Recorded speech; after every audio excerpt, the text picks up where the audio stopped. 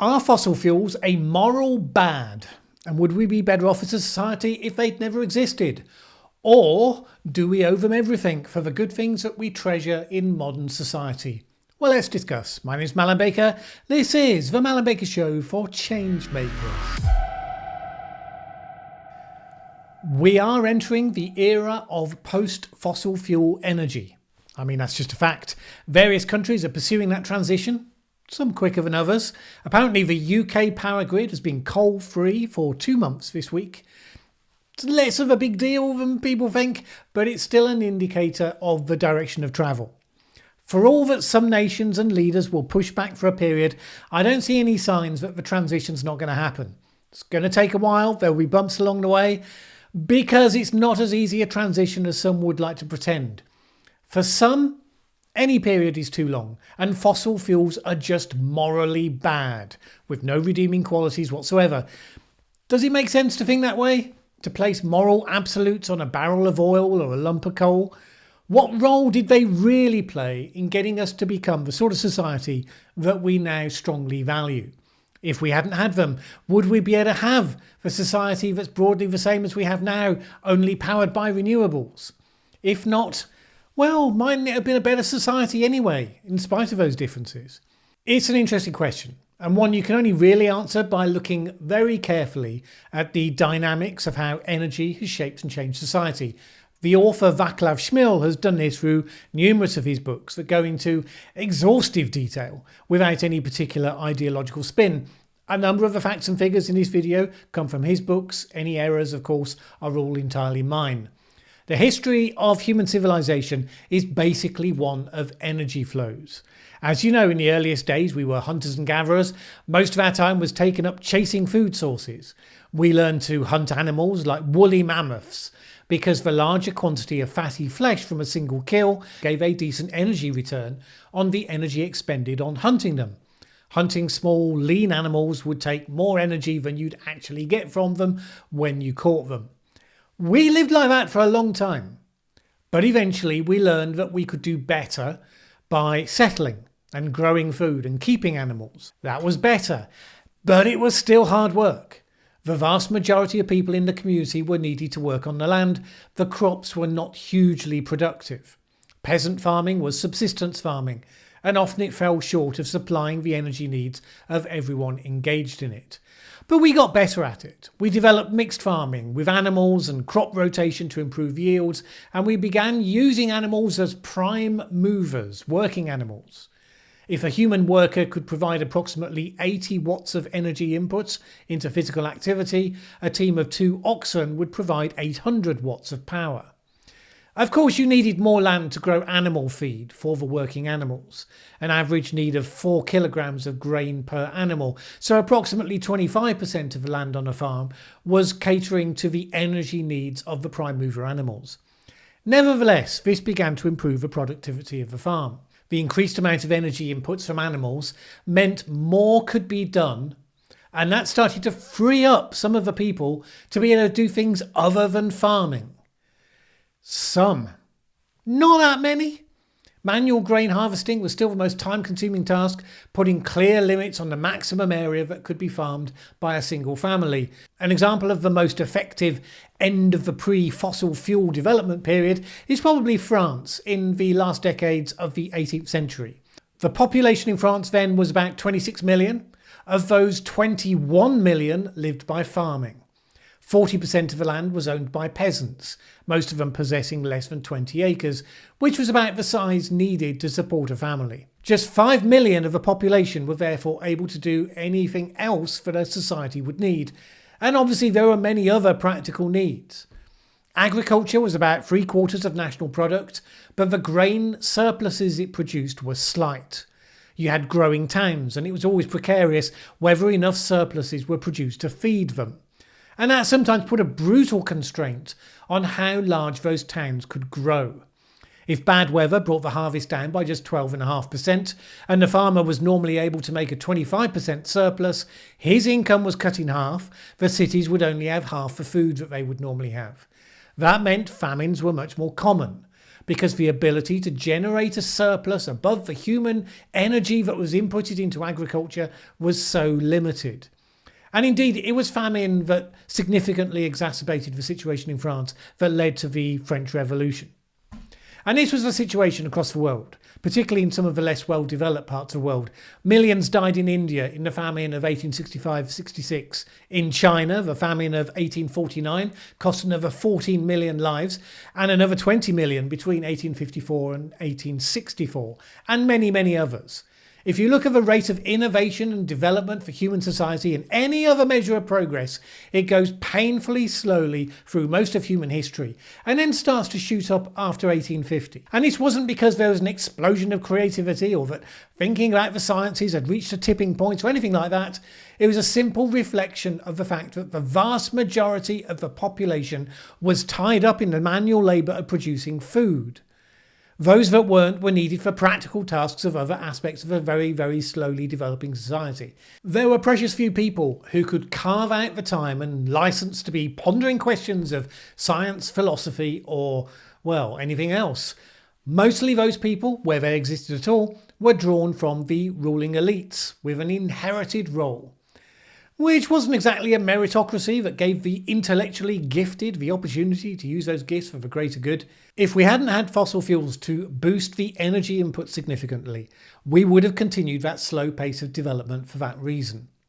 There wouldn't have been some amazing alternative industrial revolution where all that invention and creativity went into alternative energy sources, because there was no pathway that would have been able to take us there. Now, of course, society did have energy sources. Almost all the energy we were using at that point came from the burning of phytomass, mostly wood, some peat, crop residues. These gave very low energy conversions.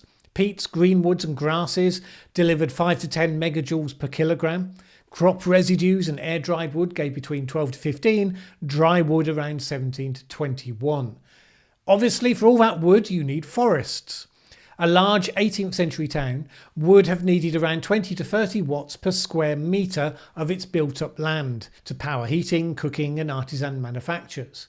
On that basis alone, the wood to fuel it would have had to come from an area up to 50 times its size. But that wasn't the whole of it, because cities needed a lot of charcoal. Charcoal was the only pre-industrial smokeless fuel which all traditional civilizations preferred for indoor heating.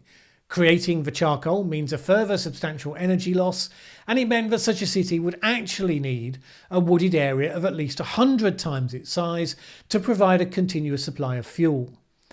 Burning wood meant long walks by women and children to gather fuel, laborious tree cutting, charcoal making, and the long distance of transport of the fuel in ox-drawn carts to cities in the middle of long since deforested plains.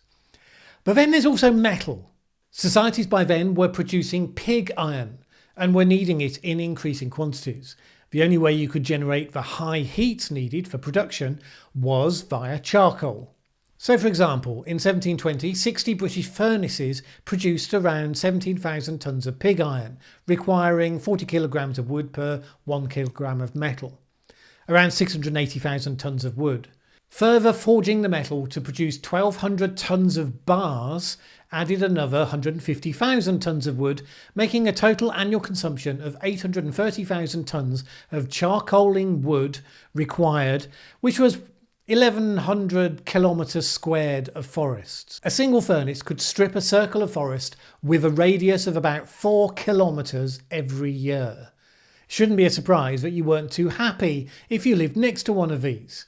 In 1548, the inhabitants of Sussex were worried that if the furnaces carried on working, they would have no wood to build houses or indeed much else, so they asked the king to shut them down. It's the reason why many countries in Europe and in the US originally destroyed most of their forests.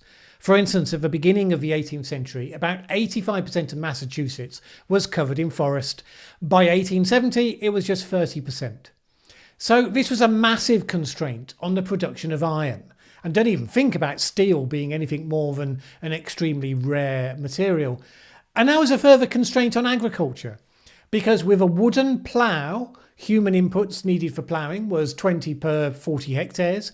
It only really started to go down once steel ploughs were introduced, and that only happened once fossil fuels arrived on the scene.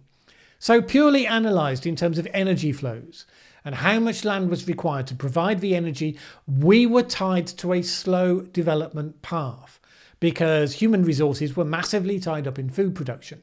We could only get back sufficient human energy from food production to support a relatively small population, and lifespans were tiny because of the hardships of life.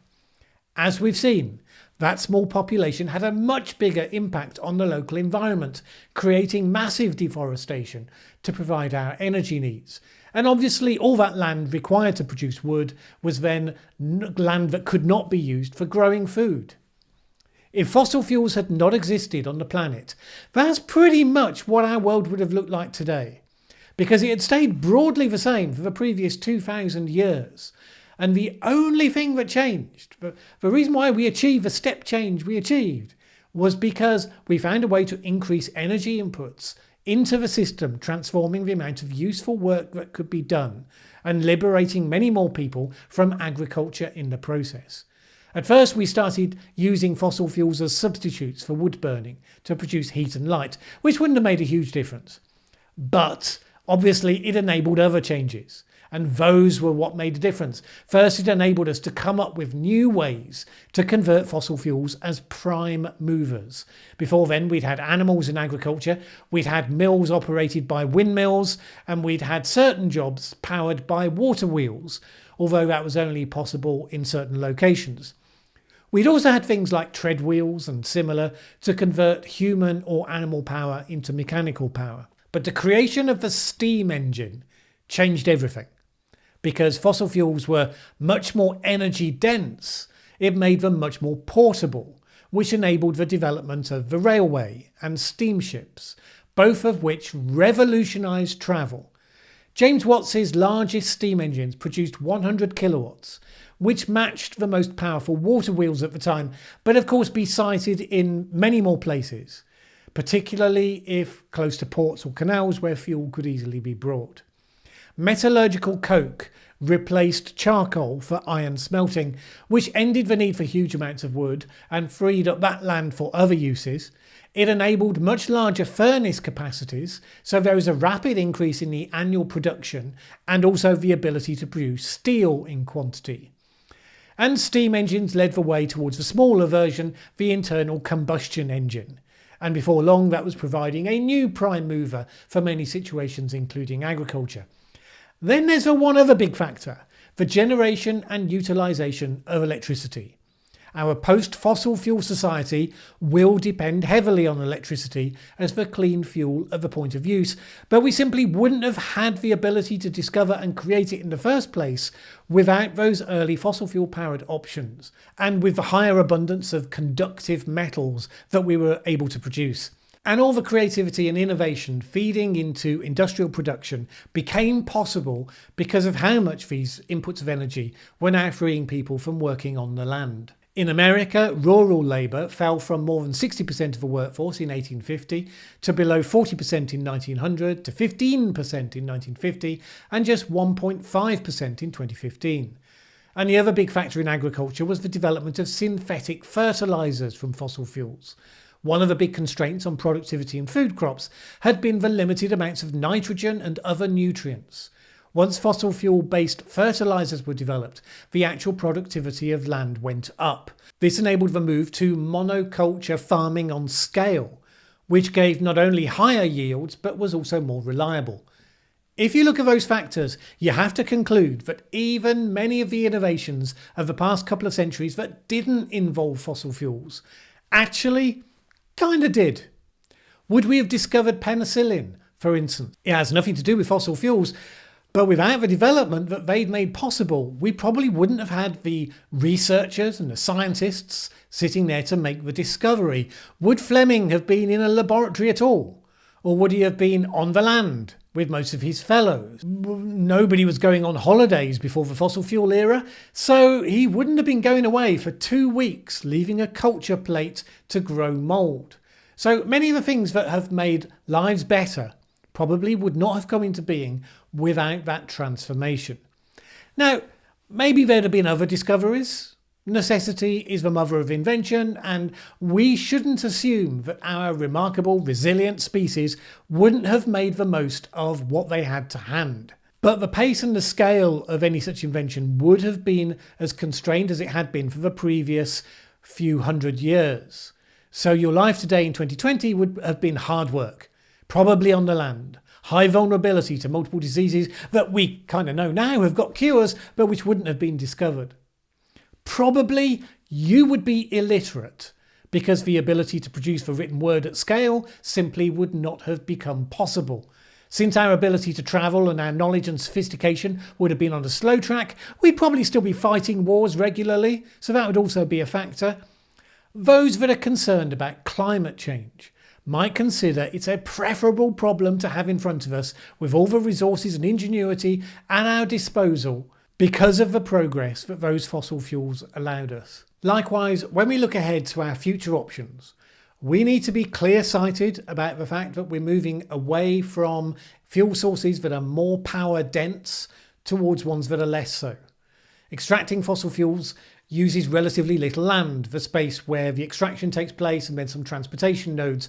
Replacing those with nuclear power probably retains similar power densities, and maybe with fourth generation nuclear we'll see a revival in nuclear power. Replacing them with solar farms or wind farms begins to convert more land back to energy generation. Even with improved conversion efficiencies of the current technologies, still a much lower power density of land than we've enjoyed to date.